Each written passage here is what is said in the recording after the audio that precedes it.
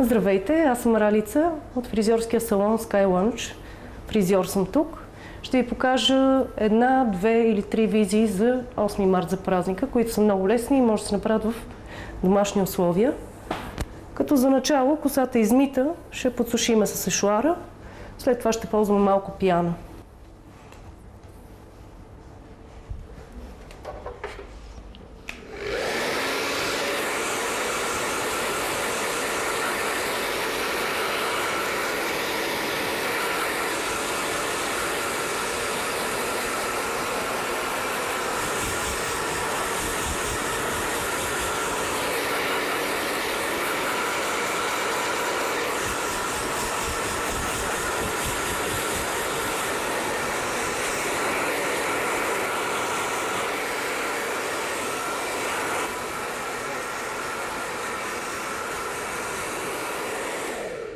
Вече сме подсушили косата, ще преминем към навиването на косата с преса. Който няма преса, може да ползва малко пяна.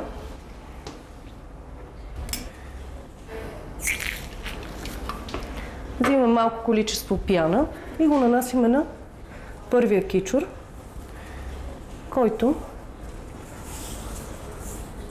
е вече подсушен. Навиваме го на така нареченото охлювче.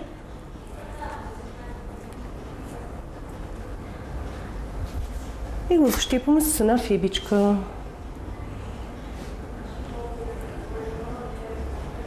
Така преминаваме към следващия, докато накрая навием цялата коса на тези охлювчета.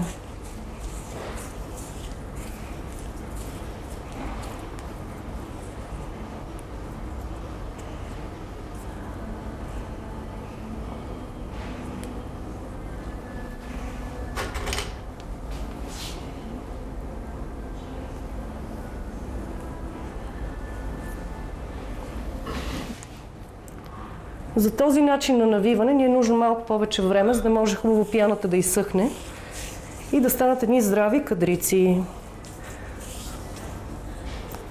Навиваме около пръстите.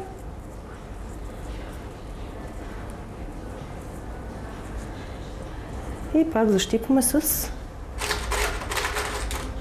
една фибичка.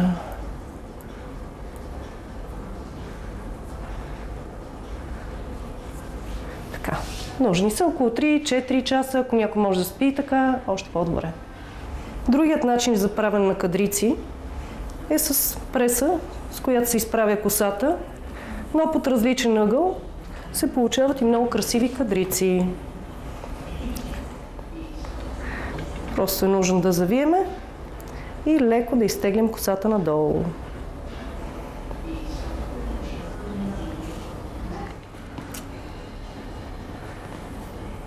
Така минаваме сектор по сектор, цялата коса. Хубаво е, когато са ни вертикални секторите, да държим пресата успоредно на кичура, за да се получат перфектните кадрички.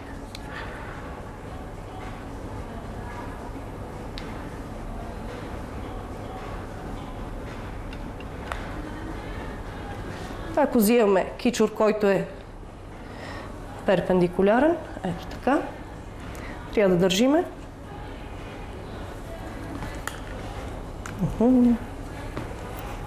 Трябва да държим пресата ето така. И да навием след това. Пак леко изтегляме.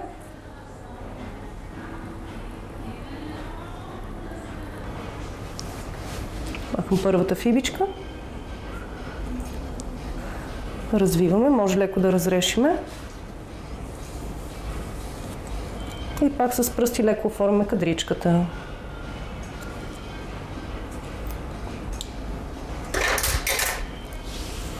Пак разресваме. И пак оформяме.